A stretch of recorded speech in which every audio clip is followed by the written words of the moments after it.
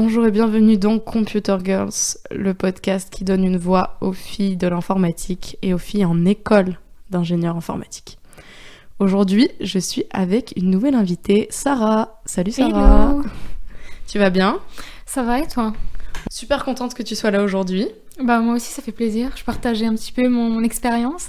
Du coup, toi Sarah, t'es en première année de cycle ingénieur à l'EPITA. Ouais, c'est ça. Donc j'ai fait prépa à Lyon pour commencer dans une plus petite ville que Paris, parce que j'avais un petit peu peur quand même d'arriver dans une énorme ville avec une classe de 600 personnes, alors que je venais d'une petite campagne perdue. Donc Lyon c'était pas mal pour commencer. Et puis j'ai rencontré des gens super, et puis voilà, je me suis bien intégrée, et finalement me voilà à Paris, et je suis contente d'être là. Parce que du coup, l'école, on peut faire des prépas en région, et Ouais. ensuite à Paris, faire le cycle ingénieur. C'est ça. Donc du coup, c'était 2 ans de prépa intégrée à Lyon. Donc il y a Lyon, Lyon, Paris, Strasbourg, Rennes et Toulouse. Ouais, si c'est je ça, dis je pas crois. de bêtises. Et le mieux, c'est de... Maintenant, je crois on peut faire la première année d'ingé. Mais je trouvais que de faire les 2 ans de prépa dans une plus petite ville, c'était mieux pour s'intégrer. Surtout que je connaissais personne à Lyon. Et même à Paris, je pense que ça aurait été encore pire. Donc c'était mieux de se retrouver en petit comité. Ok, cool. Et du coup, qu'est-ce qui t'a amené à l'EPITA ? Alors beaucoup de choses, entre guillemets. J'ai été un peu bercée par l'info. Je suis un peu comme Obélix, je suis tombée dedans quand j'étais petite. Mon père m'a pas mal initiée dedans, et c'est vrai qu'au début je me suis pas rendu compte que c'était la filière que je voulais suivre. Et j'ai fait un truc tout bête. On m'a un peu forcée à aller voir, c'était une conseillère d'orientation. Je me suis dit, mais jamais elle va trouver ce que je veux faire. Moi, je veux faire seconde générale et puis je verrai bien après. Et j'ai discuté avec elle et elle m'a demandé un peu les matières dans lesquelles je me plaisais le plus. Donc c'était les maths, la techno, un peu la physique-chimie. Bon, même si la chimie, c'est pas trop mon délire. Mais, et elle m'a dit, mais tu devrais faire STI2D ou SSI, donc des filières technologiques et plutôt tournées vers l'ingénieur, etc. Et j'ai eu la révélation. C'est là où j'ai eu le déclic et je me suis dit, bah ouais, c'est ce qu'il faut que je fasse. Puis donc après, j'ai continué un peu dans cette voie-là, et je suis arrivée en seconde où il a fallu faire un choix entre SSVT et SSI, et je suis clairement pas bonne en SVT, donc j'ai choisi d'aller en SSI, et c'est là où tout a un peu commencé. Bon, SSI c'est quand même plus généraliste et c'est pas vraiment que de l'info, donc j'ai fait beaucoup de choses qui m'intéressaient pas forcément, mais enfin, que j'allais pas faire ça plus tard, mais c'était quand même intéressant, tout ce qui est résistance des matériaux, etc. Bon, je m'en sers plus trop maintenant, mais c'était bien, et ça m'a permis d'avoir un petit avant-goût aussi de comment ça se passe en école d'ingé, parce qu'on était 25 dans la classe et on était 6 filles pour 20 garçons, quoi, en gros. Aïe aïe aïe, déjà le souci de mixité. Déjà le souci de mixité, ouais, mais je l'ai bien vécu. Et du coup, ce souci, entre guillemets, de mixité, t'en as eu peur ou pas ?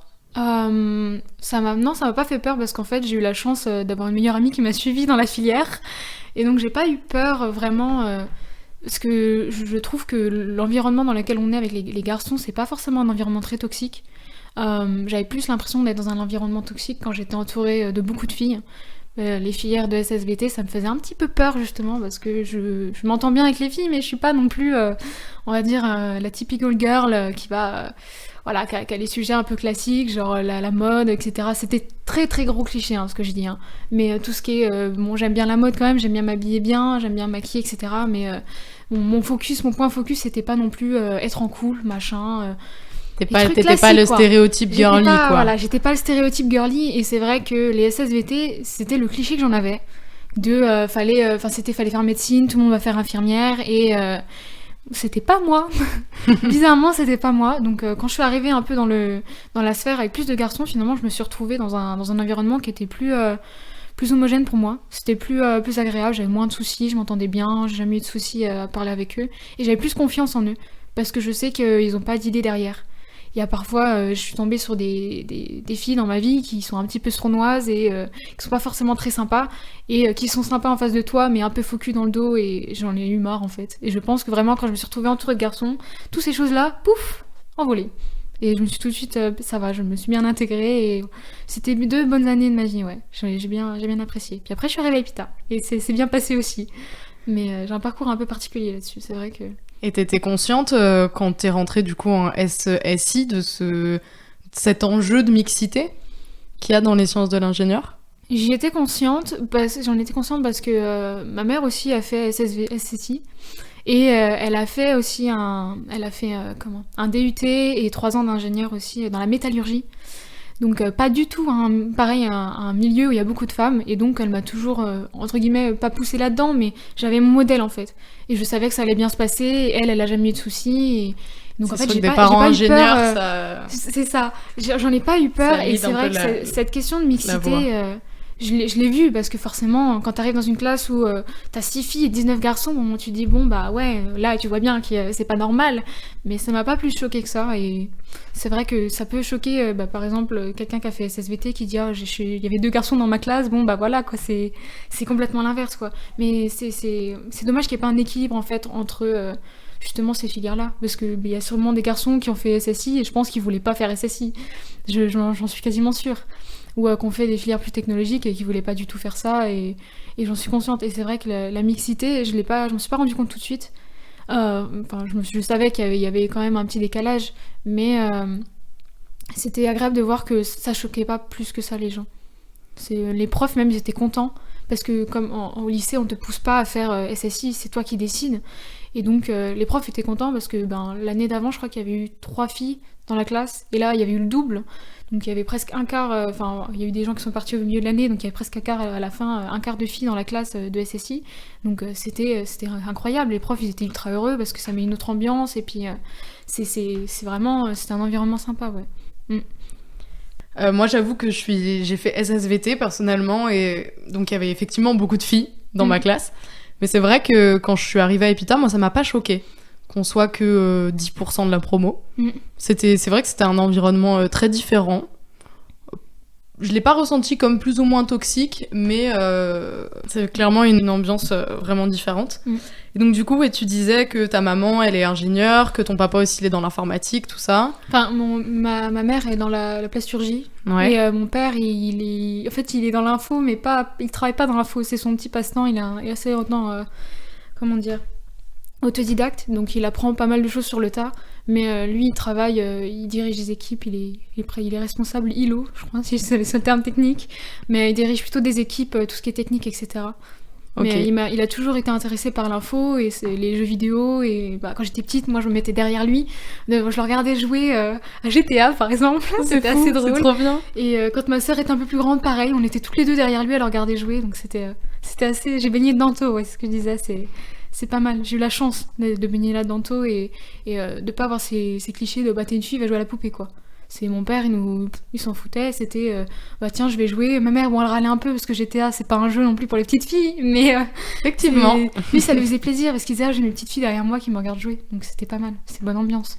Et du coup, surtout, tes parents, ils t'ont peut-être pas poussé, mais en tout cas, ils t'ont laissé tous les horizons ouverts quand t'as des métiers dans la tech, même des milieux très masculins. Clairement. Alors après, il faut savoir qu'il y a un moment où moi, je voulais faire Epita, ça fait depuis la première, où je savais que Epita, c'était quand même l'école que je voulais principalement. Et il y a un moment où j'ai douté, en fait, et où, gentiment, mon père m'a un petit peu fait douter aussi en me disant « T'es sûre que tu veux faire ça tu sais, t'as pas l'impression d'être ultra dedans, parce que c'est vrai que je faisais pas encore beaucoup de programmation, etc. J'étais pas non plus une geek accro, machin, comme je suis un peu plus aujourd'hui. Et il m'a dit, t'es sûr que tu veux faire ça, mais plus dans le sens, intellectuellement, est-ce que tu vas te sentir épanouie ? C'était pas dans le sens, il y a 90% d'hommes, tu vas voir, c'est l'enfer et tout, tu vas peut-être mal le vivre. C'était plus dans le sens, fais le bon choix. Et moi je lui ai dit mais je suis sûre, etc. Et puis maintenant quand il me voit, il sait que je suis dans la bonne voie et il a compris. Mais c'est vrai que même moi j'ai eu un doute à un moment de me dire est-ce que je suis sûre de me lancer là-dedans, parce que justement il y a ce stéréotype que il n'y a pas forcément beaucoup de meufs à Epita, dans l'info, etc. Et donc tu te dis est-ce que c'est vraiment fait pour moi, est-ce que j'ai ma place, etc. Et c'est vrai que j'ai eu douté un moment, mais j'ai douté 2 semaines, et puis après je me suis dit non mais c'est ce que je veux faire, j'ai pas de doute. Et c'est vrai qu'il y a un petit peu cette vision quand en tout cas on n'est pas encore dans l'informatique, que l'informatique c'est un monde à part et que pour y rentrer, faire des études d'informatique, il faut déjà être geek, comme on dit, ou un Être nerd. très, très passionné. Être passionné, avoir construit son ordinateur à 12 ans, avoir piraté la box de tout son immeuble à 15 ans. Non. Et faire ça en rentrant le soir, avoir ce hobby-là, etc. C'est surtout ça qui me disait, c'est mais je te vois pas coder quand tu rentres à la maison, etc. Oui, mais c'est pas forcément ce que j'ai envie de faire tout le temps, en fait. C'est juste un ensemble, c'est l'univers. Et moi, ce qui m'a vraiment donné envie d'aller faire l'info aussi, c'est ce côté magique. Tu rentres quelques lignes de code et t'as un truc magique qui se passe sur l'écran. Et c'est ça aussi qui donne envie, et je pense qu'on met pas assez en avant, en fait. Quand on fait la promo, on dit ouais, de l'info, tout le monde a l'impression de dire que tout le monde connaît la définition de l'info, mais moi, je trouve que c'est de la magie avant tout, de l'info. Tu fais 10 lignes de code et tu peux avoir un truc de malade qui te sort. Quand je vois les projets qu'on fait aujourd'hui, par exemple à l'EPITA, je me dis, mais tu me dis ça il y a 5 ans, je délire, hein. Je me dis, c'est pas possible. Attends, t'as écrit 100 lignes de code, le truc, il te sort un programme super beau qui te fait des choses trop bien, et tu te dis, mais c'est de la magie noire. Apprenez-moi. Et c'est ça qui m'a donné envie d'aller à l'EPITA. Et même dans l'info en général, parce qu'il n'y avait pas qu'EPITA aussi, j'avais mis d'autres écoles. Et c'est la magie. C'est de la magie. Moi, je trouve ça trop intéressant. Ah, c'est vrai que ça c'est super cool. Moi je kiffe aussi ce côté un peu. Moi ce que je trouve magique avec l'informatique, c'est de dire que tout le monde avec son PC peut faire. Tout le monde a accès avec son ordinateur et internet à la même chose et à des choses super intéressantes, poussées techniquement. Il faut juste soulever le capot et regarder ce qu'il y a dedans, quoi. Être assez curieux pour aller voir ça. Ouais. Et souvent, on dit que les esprits créatifs, les vrais créateurs, il leur faut juste une bonne idée, une connexion Internet et un ordinateur. C'est la réalité de la vie. C'est exactement ça. Souvent, il leur faut un garage aussi. Un bon garage. Si on veut être Bill Gates ou Steve Jobs. Avec un peu de nourriture, un peu de poisson, et ça passe. Et du coup, ouais, donc toi, tes parents, ils n'ont pas du tout eu d'a priori sur ton choix de carrière ou en tout cas d'études. Mais est-ce que tu as d'autres proches de ta famille ou des amis qui ont eu des jugements un peu sur, qui avaient des a priori sur ce milieu de l'informatique que tu as choisi? Non, pas vraiment, parce que j'ai su m'entourer des gens qui avaient à peu près les mêmes idées que moi. Mais c'est vrai qu'il y a eu des fois où, par exemple, je ne me trouvais pas assez geek. Je me rappelle d'une conversation, genre, je sais plus avec qui c'était, mais on était à une terrasse et je lui dis moi je suis geek, je me considère comme geek parce que je jouais quand même pas mal. Bon, je jouais qu'aux Sims au début et à H1Z1, mais oui, je jouais quand même pas mal. Sarah, tu es geek, je te le dis. Voilà. Non mais voilà, mais j'étais entourée avec quelqu'un, je discutais avec quelqu'un qui était pas mal geek aussi et il me disait est-ce que tu connais tel jeu? Est-ce que tu connais tel jeu? Est-ce que tu connais tel jeu? Ah bah si tu connais pas ce jeu-là, tu peux pas être geek. Où c'était vraiment, c'était approché d'une façon gentille, mais je l'ai un peu pris mal en mode je suis pas légitime du coup, si je connais pas ce jeu-là, je peux pas me dire que je suis geek alors que je suis geek. Enfin voilà, maintenant c'est plus un défaut, donc voilà, mais c'est surtout que ça m'a un peu marqué cette histoire-là et je me suis dit mais c'est débile de dire ça en fait. Tout le monde peut faire de l'info. Après on m'a jamais jugé sur le parcours que je voulais faire. Mais c'est juste ce point-là où c'est vrai que ça m'a un petit peu blessée à ce moment-là. Geek ou pas geek, mais c'est vrai qu'il y a encore beaucoup de stéréotypes du geek depuis les années 80 et le stéréotype du geek en fait c'est un garçon quoi. C'est ça. Et c'est vrai qu'il y a cette idée que les filles elles jouent pas aux jeux vidéo ou elles sont pas geeks ou elles seraient moins geeks que les garçons. Et c'est vrai que ça peut être... c'est dommage. Déjà, c'est un vrai stéréotype. Et c'est vrai que même aujourd'hui, quand je joue aux jeux vidéo, par exemple, j'ai l'impression d'être moins bonne. Et c'est la vérité, je suis un peu naze aux jeux vidéo. Mais du coup, je me dis, on va me juger parce que je suis une fille, déjà de 1, et je ne sais pas jouer. Donc déjà, après, j'ai l'impression d'être un poids pour mon équipe. Après, moi je kiffe, hein. Quand je joue, je kiffe, surtout avec des amis. C'est le meilleur moment quand tu rigoles et vraiment tu te tapes des barres et des heures où tu fais n'importe quoi, tu joues mal mais tu rigoles. Et j'ai eu par contre en opposé, j'ai eu des expériences un peu bizarres, enfin pas bizarres mais un peu dérangeantes, où je jouais toute seule, je lançais des parties en multijoueur. Donc sur CSGO ou Rainbow Six Siege, des jeux où vraiment t'es en équipe à 5 et tu joues pendant peut-être 30 minutes, 1 heure ou 1h30 grand maximum à la même partie avec les mêmes personnes. Et à partir du moment où ils ont vu que t'étais une fille, tu prends quelques remarques. C'est genre « Oh no, you're a girl! Oh no, you're a girl !» C'est vrai? Oui, j'en ai pas eu beaucoup des parties comme ça, mais j'ai vu pas mal de vidéos YouTube qui tournaient là-dessus, genre des filles qui quand elle faisait des streams, il y avait plein de mecs en fait qui faisaient des réflexions comme ça. C'est oh no, you're a girl. Do you want to date me? Do you want to have with me? Enfin j'en ai eu quelques expériences comme ça. Mais c'est sur ces moments-là, tu dis, ben, j'ai plus envie de jouer en fait. Et c'est dommage parce que les jeux vidéo, c'est pour tout le monde. Ça n'a jamais été pour un genre ou un type de personne, c'est pour tout le monde. Et c'est vrai qu'il y a, il y a des soirs où tu tombes sur des gens comme ça, tu te dis, bon, bah, qu'est-ce que je fous là, quoi? Pourquoi je joue? Et c'est tellement dommage. Et je me rappelle d'une fois où on a rigolé justement qu'un pote, on a fait genre qu'on était en couple et on a lancé une partie avec d'autres gens random. Et donc, du coup, on simulait une dispute de couple. Et alors là, c'était trop drôle. Parce que justement, toutes les remarques qu'ils faisaient, comme quoi j'étais une fille et tout, bah là, c'était marrant parce qu'ils essayaient de me draguer. Alors que normalement j'étais censée être en couple. Et c'est là où tu dis, ah ouais, quand même, bon, il y a certains, quand même, un peu des gens un peu barges, quoi. Mais on en a ri, mais on en a ri tellement. Et il faut en jouer de ça. C'est quand je suis une fille maintenant et que je suis une fille donc je lance une game où j'ai des gens comme ça, moi j'en rigole maintenant.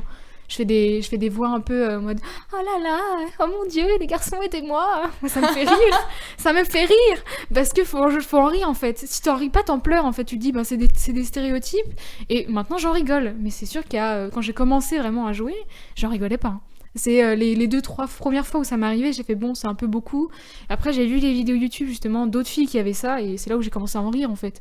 Je me dis, mais c'est des garçons, voilà, il y a l'instinct animal, on va dire, derrière qui fait que de temps en temps ils dérapent ou de temps en temps, ben voilà, ils se sentent pas bien non plus peut-être eux de leur côté et puis ça les fait rire. Ils sont avec une bande de copains, ça les fait tous rire et puis voilà. Comme moi, je pourrais avoir des délires comme j'ai eu là, je disais qu'on faisait semblant d'être un couple. C'est exactement ça. C'est juste peut-être des gens qui ont des private jokes, mais c'est vrai que bah, ça peut repousser des filles à se lancer dans le milieu du jeu vidéo aussi. Et c'est dommage. Bah, ça rejoint un petit peu le troll. Et toutes ces blagues comme ça, et c'est vrai que dans le milieu du jeu vidéo comme dans le milieu de l'informatique, dans les sphères un peu geek, c'est quelque chose qui est très répandu et souvent très banalisé parce qu'on se dit c'est une blague tout ça, alors une blague une fois, une blague deux fois, c'est exactement souvent ça. Le gros problème dans ces trolls ou dans toutes ces vannes qu'on peut voir, que ce soit sur des serveurs Discord d'écoles d'ingénieurs des fois hein, oui. Ou des serveurs entre amis juste pour le fun, pour jouer tout ça. Ouais. On les voit à longueur de journée. Et c'est fatigant. Exactement. Et c'est pour ça que quand j'avais vu les vidéos, je me suis dit, bon, il n'y a pas que moi qui a des trucs comme ça. Et c'est vrai que c'est ça banalise un peu le fait de faire ces blagues, alors que ça nous fait rire, ok, c'est ce que tu dis une ou deux fois. Bon, après, ça devient lourd, quoi. Ça devient lourd. Il faut apprendre à les ignorer, mais c'est dommage qu'il y ait encore ce type de blagues, quoi. Mais surtout, voilà, tu dis il faut les ignorer. Et moi, je trouve qu'il faut pas les ignorer parce que, justement, nous, les filles dans ces milieux très masculins, en tout cas, moi, je parle de ce que... Moi, je suis pas très geek, donc je joue pas beaucoup aux jeux. Donc, j'ai pas cette expérience, et c'est super intéressant. Mais par exemple, de mon expérience que j'ai sur des serveurs Discord de l'école, ou entre amis, ou un peu plus fun de Epita, on a... comment dire, tous ces commentaires, et on nous dit de les ignorer. Et moi, justement, j'aime pas cette culture du get over it, en mode on s'en fiche des rageux. Parce qu'en fait, à un moment, si on dit pas stop aux gens, si on dit pas ça, c'est pas acceptable, il faut arrêter, et ça continue. Et c'est les filles qui doivent l'encaisser et rien dire, au lieu de dire aux autres, bon, vous faites la blague une fois, ça fait marrer tout le monde, après on arrête. Ouais. Je parle par exemple, la phrase qu'on connaît tous à Epita, la place des femmes, c'est à la cuisine. Alors cette phrase, elle fait rire, même les filles, sauf qu'en fait, on est à droit genre 50 fois par jour sur Epifun ou le serveur officiel d'Epita. Oui. 50 fois par jour.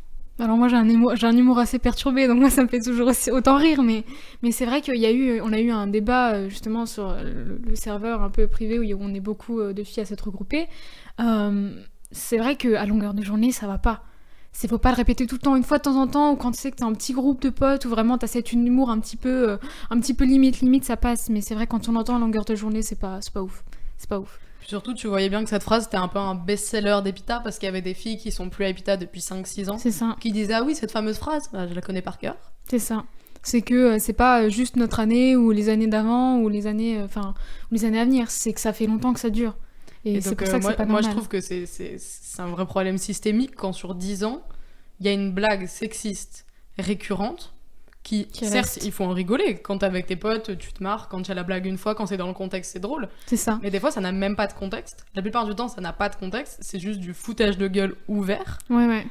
Et quand ça fait 10 ans que les filles, elles sont témoins d'un truc comme ça, et on continue à leur dire « Mais faut s'en ficher ». Oui, c'est une blague. C'est une blague. C'est le stéréotype classique. Je sais plus comment elle appelait ça. La prof, c'était... Le sexisme ordinaire. Voilà, je cherchais. Sexisme ordinaire. C'est des choses qui sont intégrées tellement à notre culture, entre guillemets, à notre société, que ça sortira pas pour l'instant, quoi. À part sauf s'il y a des gens qui se réveillent et qui disent bon, faut arrêter, là. Ça fait beaucoup. Ça fait beaucoup, là, quand même. Mais tu vois, ailleurs, je pense que dans d'autres écoles, imaginons sur une conversation d'un amphi de droit, par exemple, une phrase comme ça sort pas. Non, parce qu'il y a plus cet équilibre de mixité, justement. Là, le fait qu'il soit majorité de garçons, c'est... on est la majorité, voilà, c'est comme d'hab, tu t'en prends une minorité. Hein. C'est comme dans toutes les sociétés, tous les pays, t'as une minorité qui se fait à chaque fois, entre guillemets, qui s'en prend plein la tête, quoi. Et nous, c'est ça. On est là, ok, on rigole, etc. Mais il y a un moment, faut se limiter, quoi. Et c'est facile de s'en prendre à une minorité. C'est comme d'habitude.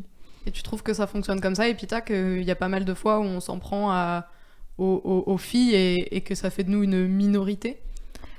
Je dirais qu'il y a pas tout le temps, mais c'est vrai que quand on a eu le cours de société et mixité, c'est des sujets qui sont revenus assez fréquemment. Est-ce qu'on peut juste remettre dans le contexte le cours de société, égalité, mixité pour ceux qui écoutent et qui ne sont pas forcément d'EPITA ou d'Ingin? Bien sûr, c'est un cours en fait où on parlait de la problématique justement des femmes dans les milieux du numérique. Et l'objectif, c'était de sensibiliser tout le monde un peu à tout ça, au féminisme, un peu, on en a parlé, à la mixité, à la place de la femme aussi dans la société, les ressentis qu'elle a, etc. Et pendant ce cours, justement, y a un cours où ça a un peu dérapé, malheureusement, et il y a eu pas mal de remarques qui ne sont pas passées du tout. Et c'est là où c'est un peu parti en steak. Où il y a eu commencé à avoir pas mal d'autres personnes qui en ont reparlé après. Par exemple, il y a eu des mèmes qui ont été reliés justement pour montrer ce qui avait été dit. Et malheureusement, j'ai eu le malheur de faire un commentaire en disant que ça m'avait choquée. C'est que j'ai beaucoup d'humour, ok, mais là c'était un chat général sur Teams où tout le monde pouvait poster, il y avait peut-être 300 élèves. C'était un chat de cours. C'était un chat de cours, il y avait 300 élèves et il y a eu pas mal de messages qui m'ont choquée. Alors que j'ai quand même un humour assez ouvert et j'ai du mal, je prends toujours au 3 millième degré. On a eu le droit à des... concernant le droit de vote des femmes, pourquoi elles ne se battaient pas, les grognasses? Voilà, c'était assez limite en fait. Et c'est à partir de ce cours où je pense qu'il y en a pas mal qui se sont réveillés. Et il y a eu, justement, j'ai posté un commentaire et on m'a dit non mais il fallait prendre ça au millième de degré, machin. J'ai supprimé mon commentaire en fait. Je me suis sentie mal d'avoir dit que ça m'avait mis pas bien. J'avais pas pris bien les commentaires alors que je suis pas, voilà, c'est ce que je disais, je suis pas quelqu'un qui prend tout au premier degré. Mais là ça m'avait mis mal et donc j'avais notifié et il y avait un gars d'EPITA qui m'a répondu non mais fallait rigoler XPTDR. Alors non, il y a des choses qui me font rire. Ça m'a fait rire quand j'ai lu le message une fois. Quand il y a eu 15 000 messages où c'était des trucs comme ça m'a pu faire rire bizarrement. Et c'est bien que ça a été relayé parce que ça a montré un peu la visibilité. Je sais que même mes parents l'ont vu, ce fameux mème avec toutes les phrases, etc. Montré à ma mère aussi. Elle l'a vu, je l'ai liké, donc ma mère, elle l'avait vu. Et je sais que même ma mère, ça l'a fait réagir. Elle m'a dit, mais c'est pas possible. Et donc je suis contente que quand même l'administration, etc. ait géré ce truc-là après. Mais ça montre que y a beau avoir ces cours-là, en fait, ça change pas la mentalité des gens. Ça suffit pas. À se dire qu'il faut enseigner tous ces trucs-là et il faut peut-être plus de cours comme ça. Mmh. Ça les embête parce que ça fait des cours en plus, mais on en a besoin. Ça se voit qu'on en a besoin, vraiment. Surtout qu'en plus, clairement, on voit que c'est en amenant ce cours que des comportements comme ça arrivent. Oui, c'est même ça. Le cours en lui-même qui est là pour enlever ces comportements qui met en lumière ces comportements. Ouais. Et le même dont tu parles, je le trouvais hyper intéressant. J'en ai parlé d'ailleurs dans notre premier podcast avec une autre invitée. Que moi j'avais trouvé ça hyper intéressant, le fait que ça soit une page de mèmes, donc la page de mèmes d'EPITA qui est SecFault. Ouais. Ils sont extrêmement drôles, si vous êtes à EPITA, allez les suivre, c'est très marrant ce qu'ils font. Les private jokes. Voilà, il y a que les épitans qui peuvent comprendre globalement. Mais c'est donc des mèmes, donc normalement les mèmes c'est un peu des trollers, ils sont là pour se foutre de la gueule de tout le monde. Ouais. Il faut qu'il y ait un mème pour dénoncer ça. Parce qu'il y avait eu ces messages, ça avait remonté un peu aux délégués, pas trop de bruit au niveau de l'administration, et c'est au moment où SecFault a fait ce mème. Et d'ailleurs, c'était même pas un mème drôle, c'était vraiment un mème pour dénoncer. Oui, il a copié-collé les messages, et il s'est payé la gueule de notre promo en disant « Vous dites des choses comme ça en cours ». C'est ça. Et il a fallu qu'il y ait ce mème pour que les gens commencent à en parler beaucoup plus. Et même, je me rappelle que sous ce mème, il y a eu un commentaire de notre directrice qui vient d'arriver cette année, qui disait au créateur de la page SecFault, il va falloir qu'on discute. Ouais. En pensant même que ces messages étaient pris pour une blague, alors que eux, vraiment, Sackfault, ils ont voulu dénoncer. Et c'est ça que je trouvais intéressant dans le... C'est ça, et c'est pour ça que mon commentaire, en fait, on m'a répondu au second degré en me disant « mais il fallait rigoler ». Non, c'était pas drôle, mais je crois que comme c'est une page pas sérieuse, entre guillemets, où il y a beaucoup, il y a des fois c'est des doubles sens, où c'est de l'humour un peu noir sur les bords, ça a été quelque chose qui a été perçu comme drôle, et c'était pas drôle, c'était effectivement, comme tu dis, pour passer un message. Mais voilà, bon, c'est comme d'habitude. Moi, de ce que j'ai vu de ce mème, c'était vraiment, je crois, une volonté de Sackfault. Ah oui, je pense, oui.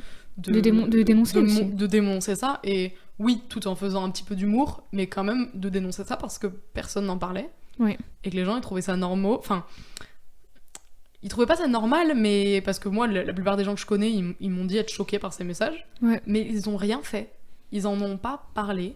On était spectateurs en fait. Et moi c'est ça qui me choque à Epita, je trouve que sur les problèmes de mixité en fait on ne parle pas. Ouais. On est assez spectateurs et on n'agit pas assez, ça c'est vrai, n'importe quelle fille ou même mec serait victime d'un souci comment dire, d'une agression, etc., ce serait pas tabou, mais personne n'en parlerait. Parce que c'est pas, entre guillemets, bien vu d'en parler, et puis il faut cacher ça, c'est secret, machin. Ça devrait pas. Ça devrait être quelque chose qu'on discute, et on dit pourquoi c'est mal, et on essaie de débattre dessus. Il y a eu les cours d'après, justement, dans ce cours de société, égalité et mixité, c'était intéressant, parce qu'on a eu plein de débats, et des débats super intéressants, avec des points de vue différents, et c'était ça, j'ai bien aimé ce cours, juste pour ça. Mais c'est vrai que ça, c'était le cours, il y a eu tous les commentaires un peu limite. C'était le deuxième cours, je crois, ou le premier. Donc c'était entre guillemets la mise en marche. Et en fait, je pense qu'ils voulaient vraiment tester les limites de la prof et voir à quel point elle réagissait. Et le problème, c'est que on a tous été spectateurs, et même en partie la prof, malheureusement, c'est qu'elle regardait pas forcément ce qui se passait dans le chat. Et c'est après où elle s'est rendue compte qu'il y avait beaucoup de choses qui devaient pas être dites, qu'elle a dit arrêtez ça, etc. Mais c'était déjà trop tard en fait. Tout le monde avait déjà donné tous ces trucs, tous les commentaires ignobles qu'il y a eu, et c'était fini en fait. Et on a tous été spectateurs. Elle est pas professeure, elle est intervenante, donc je pense qu'elle se disait que faire un cours à des personnes de 20 ans qui sont en école d'ingénieur, je pense qu'elle ne pensait pas faire face à ce genre de propos. Exactement. Mais je voulais revenir du coup sur un truc que tu as dit qui est intéressant, donc qu'on n'en parle pas forcément, que c'est caché, c'est tabou dès qu'il y a des soucis de mixité ou même des soucis tout court entre les élèves dans l'école. Mm-hmm. Et c'était intéressant par rapport à ton commentaire que tu disais qu'il y a plein de gens qui t'ont répondu sur le commentaire sur le mème en disant ouais c'est pour rigoler tout ça. Je trouve qu'à Epita, les filles, dès qu'on a un souci, on peut pas le dire parce que justement il y a cet effet tout le temps comme ça. Ouais, c'est un peu réduit. Ouais. Et ils nous disent bah non en fait pourquoi tu dis ça, en fait c'était une blague, en fait pourquoi tu dis ça, en fait tu mens, en fait c'est pas vrai.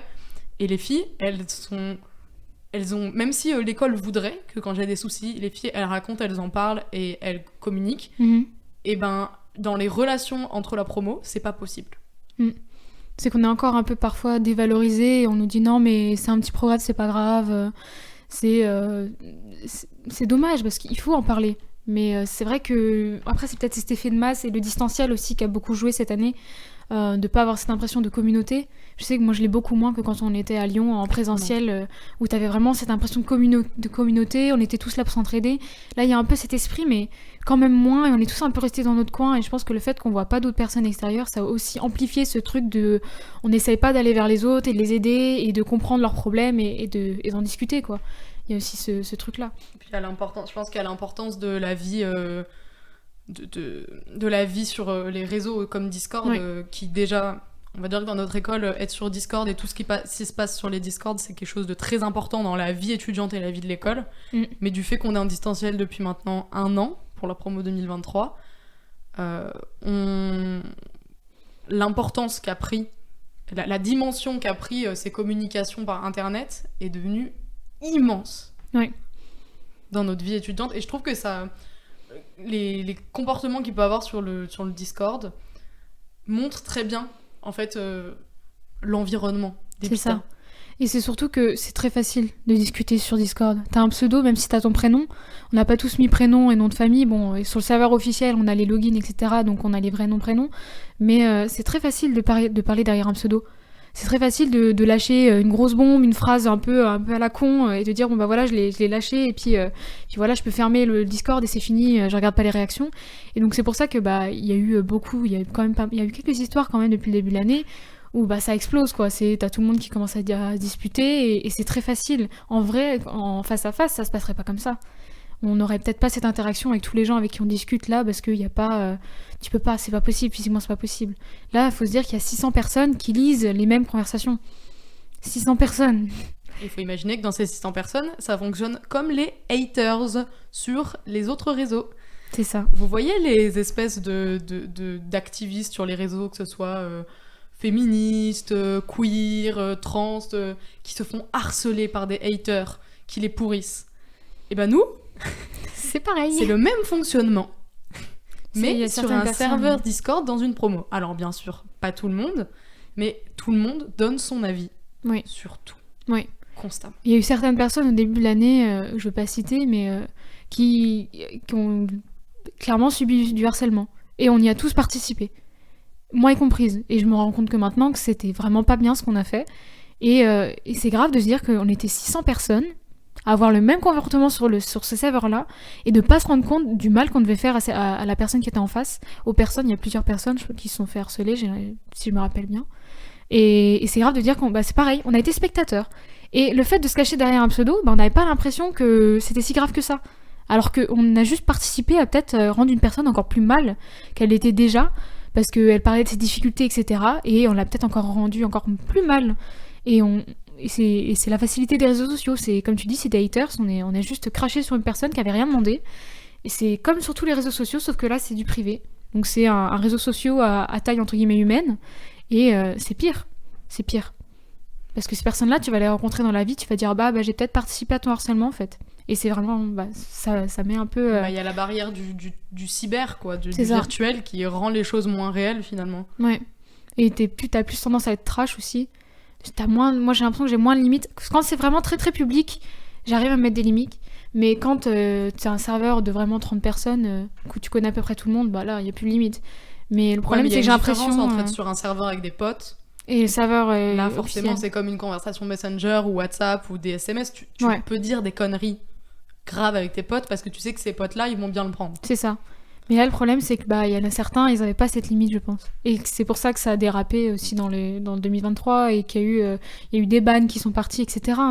Parce qu'il y a eu des histoires qui ont dérapé et ça serait jamais passé si c'était sur les plus petits Discord ou si c'était en vrai, il y aurait peut-être pas eu autant de discussions, autant d'interactions et d'échauffements entre les gens quoi. C'est aussi surtout parce que je trouve il y a beaucoup d'élèves aussi à Epita qui sont constamment sur les serveurs Discord publics de l'école, donc que ce soit des serveurs de promo ou des serveurs comme Epifun, qui est un serveur de divertissement pour les élèves d'Epita. Ou même, il y a quoi d'autre ? Il y a Epifun, il y a... Epicafé, c'est avec les externes, il me semble. Il y a beaucoup de choses. Il y a tous les serveurs des assos après, etc. Qui passent leur vie dessus. Et qui sont que ça aussi. Comme si c'était leur serveur avec leurs potes. C'est ça. Comme si c'était à la maison, alors que c'est un serveur où il y a potentiellement 15 000 personnes qui peuvent voir ce qu'ils écrivent. Et surtout que sur le serveur de notre promo, il y a aussi les profs. Et donc à certains moments, t'as des profs qui viennent aussi et c'est là où tu dis là c'est la limite. C'est là où on sait que c'est pas les potes, que les potes. Mais il y en a, ils ont peut-être que ces serveurs-là sur lesquels ils discutent effectivement, comme tu dis, tous les jours. Et donc du coup, ils ont peut-être moins cette notion de faire le décrochage entre c'est le serveur de promo ou le serveur avec les copains. Et forcément, il y a des choses qu'il faut pas dire. Et je trouve que la limite, elle est vraiment très très mince à Epita, surtout depuis qu'on est en distanciel, entre ce qui est de l'école et de l'ordre du public et du sérieux, et ce qui est de l'ordre de la vie étudiante et du je me marre avec les autres élèves de l'école. Parce que sur notre Discord donc, de promo, qui est un Discord officieux, mais avec toute la promotion 2023 d'Epita dessus, on a quand même des professeurs qui viennent, qui discutent avec nous, qui nous parlent de leur vie, des fois. Alors c'est bien, ils sont contents, on est contents qu'ils partagent ça avec nous et on les apprécie beaucoup, les profs qui font ça.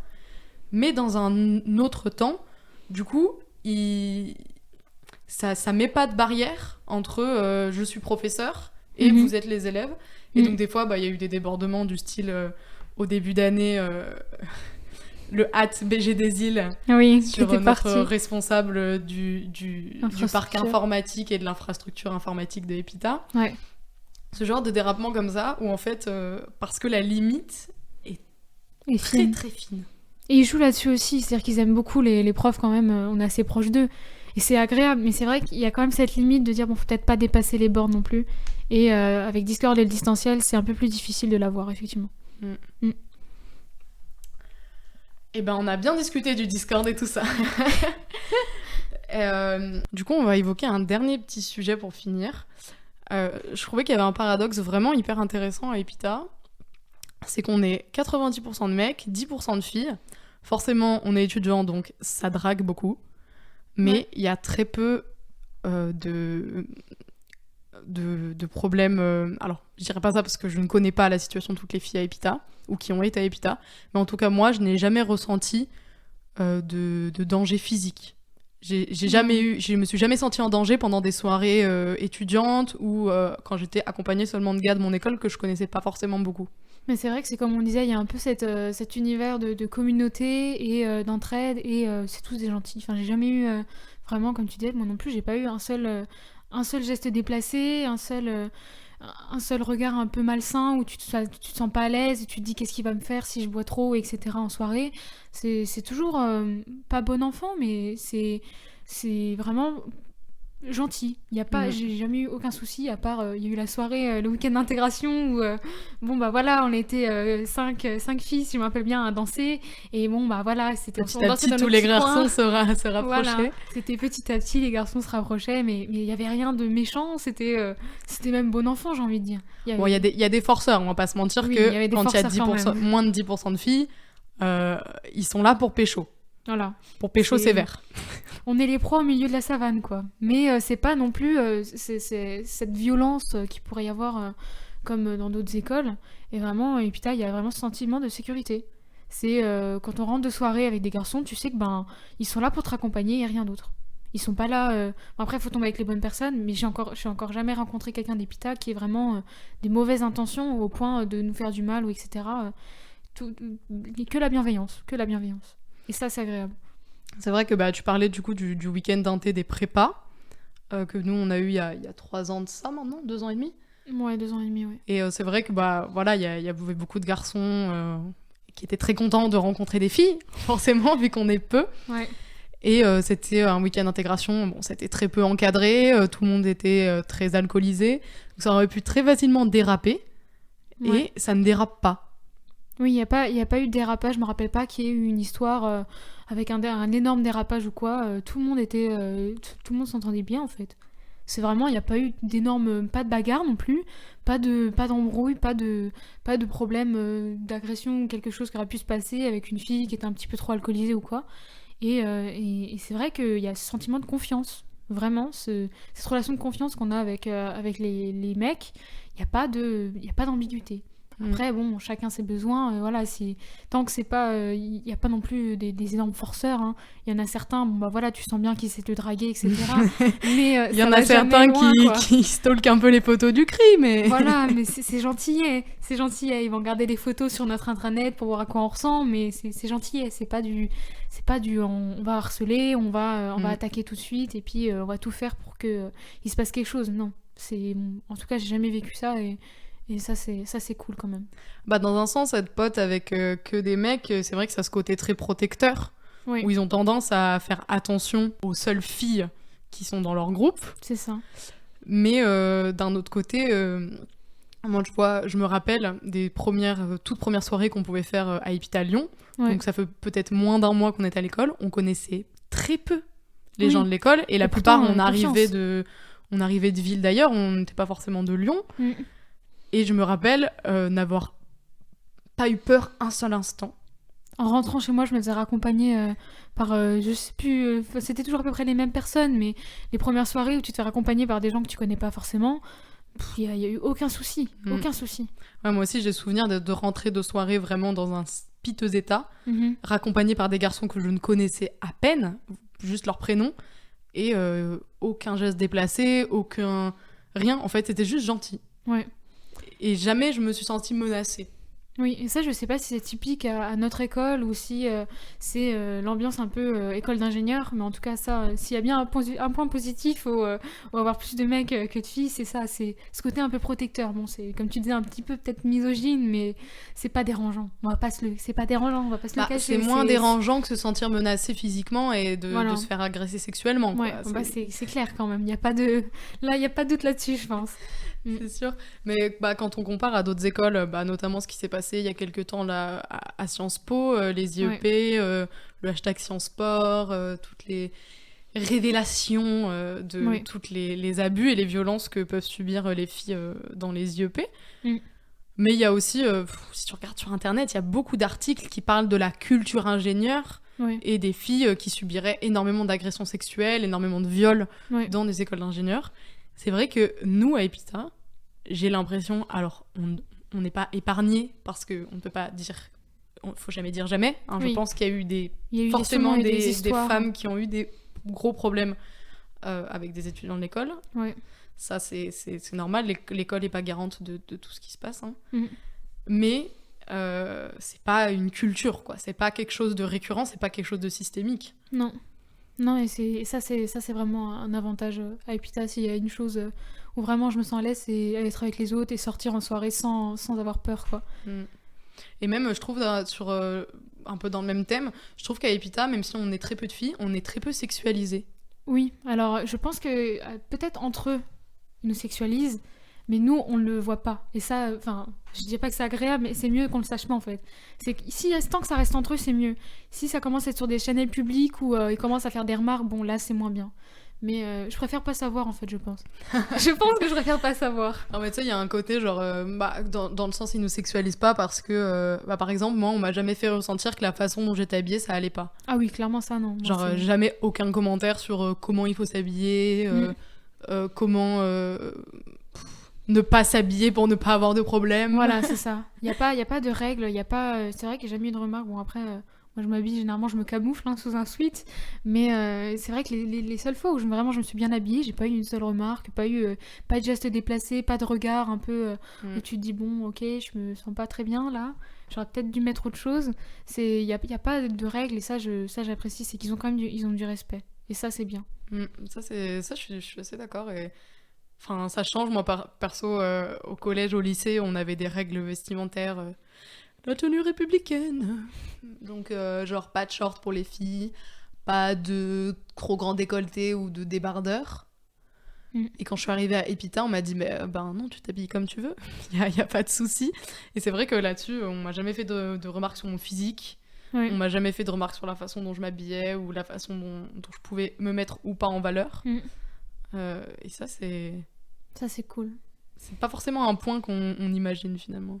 Ouais. Parce que justement, comme c'est entouré de garçons, tu pourrais te dire j'ai envie de bien m'habiller, il faut que je m'habille bien parce que sinon je vais me prendre des remarques. Et justement, c'est le contraire. Et ça c'est bien. J'ai pas envie qu'on me juge sur la façon dont je m'habille. C'est pas à Epita que tu es jugée sur la façon dont tu t'habilles, ça c'est sûr. Clair, ça c'est clair. Mais je lisais un article là dernièrement sur... Alors je crois que c'était il y a 2 ans qu'il y a eu un très gros scandale dans les écoles Epitech. Non, l'école 42. C'était l'école 42. Oui. Des très très gros soucis de sexisme et de culture du sexisme à l'intérieur de l'école. Et il disait justement que les filles, pour survivre dans cet environnement un peu hostile, soit elles devenaient très garçons manqués, donc elles s'habillaient comme des gars, voilà, elles étaient pas féminines, quoi. Soit elles devenaient vraiment des poupées, quoi. Oui, c'est super bien habillé, tout bien propre, etc. Bah, la meuf bonne pour être bonne, quoi, qui est là. Juste la lampe sexy. Ouais. Et ça m'a vraiment étonnée de lire ça, parce que du coup, bon, l'école 42, c'est pas tout à fait le même environnement que nous, mais c'est quand même l'informatique, c'est une école dédiée qu'à l'informatique. C'est un public qui ressemble au public qu'on peut avoir à Epita. Ouais. Et nous, il n'y a pas du tout cette pression, quoi. Non, alors là, non, il n'y a pas... Chacun fait comme il veut, et ça, c'est bien, quand même. Alors il n'y a pas de pression, mais quand même, je trouve le petit truc pour rebondir. Quand même, il y a quand même un côté à Epita de plus les filles sont féminines, ce que la société appelle féminine ou girly, moins elles vont être considérées comme des bons éléments, des bons étudiants de l'école, ou comme potentiellement qu'elles puissent réussir dans l'école. C'est ce cliché de la fille bonne mais nulle, enfin, c'est un peu ça. Bah, je sais pas si tu te rappelles, mais quand on était à Lyon, il y a la promo qui est arrivée après nous, donc les 2024. Il y a eu plus de filles. Elles s'habillaient quand même un peu mieux que nous, et c'est vrai qu'on a l'impression... Et plus de filles qui étaient plus féminines, ouais. plus qui, on va dire qu'elles connaissaient leur valeur. Elles connaissaient leur valeur, et surtout elles étaient bien dans leur corps et dans leur peau, et elles s'habillaient comme elles avaient envie. Mais on va dire qu'elles étaient plus féminines et peut-être plus girly, ou en tout cas elles aimaient bien jouer là-dessus. Et j'ai souvenir que... On les a un petit peu sous-estimées au début. Et tous. On a tous été coupables de ça, et on les a vus, on a dit non, mais qu'est-ce qu'elles foutent là ? Sans être méchants. C'est vraiment, on s'est dit, mais qu'est-ce qu'elles foutent là ? Parce que elles étaient pas, entre guillemets, le cliché de la geek, encore une fois. C'était, elles avaient confiance en elles, etc. Elles savaient ce qu'elles faisaient là, et elles avaient envie de travailler, etc. Mais c'est vrai que la première impression que t'as, c'est qu'est-ce qu'elles font là ? C'est vrai que moi, sur le coup, j'étais pareil, et maintenant, en y repensant avec le recul, je me dis, mais c'était complètement idiot, parce que c'est des filles, c'est des filles normales, elles sont brillantes, enfin, elles ont si elles ont passé le concours, c'est qu'elles ont largement les capacités, et en plus, des échos que j'ai, elles sont très bonnes à l'école. Oui. Et puis, c'est juste des filles normales. C'est juste qu'on n'est pas habitué à ce qu'il y ait des filles comme ça, et putain, c'est surtout ça. C'est que nous les premières, on n'a pas fait ce genre de truc, et c'est pour ça que ça nous a un peu choqué au début de dire dis donc, elles sont pas, entre guillemets, elles sont pas comme nous, du coup elles méritent pas d'être à Epita.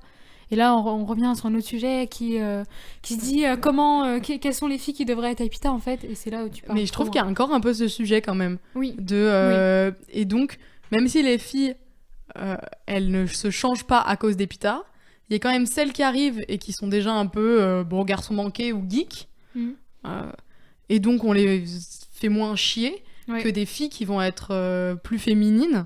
Ouais. Et tout de suite, on va être plus agressif avec elles parce qu'on se dit, elles sont nulles. En fait, il n'y a plus une fille féminine à Epita. Moins, elle va être considérée comme bonne en info, bonne en prog. Et donc, moins, elle sera haute dans la hiérarchie sociale des élèves. Quoi. C'est ça. Ouais. Et ça, c'est un peu compliqué, mais c'est quelque chose qu'il faut combattre. Peut-être pour un autre podcast. Ouais, clairement. Il faut débattre. Clairement, ça mérite au moins un épisode entier et plusieurs points de vue de plusieurs filles qui se considèrent plus ou moins féminines. Sur ton France. De quoi toi t'en es? J'ai l'impression qu'on a un peu fait le tour. On a redit un peu ce qu'on disait avant. J'essaie de pousser les sujets pour redire un peu ce qu'on avait dit avant. Mais j'ai pas plus de sujets que ça. Un dernier petit sujet vite fait en 20 minutes max. Allez, si t'as envie d'en parler, comme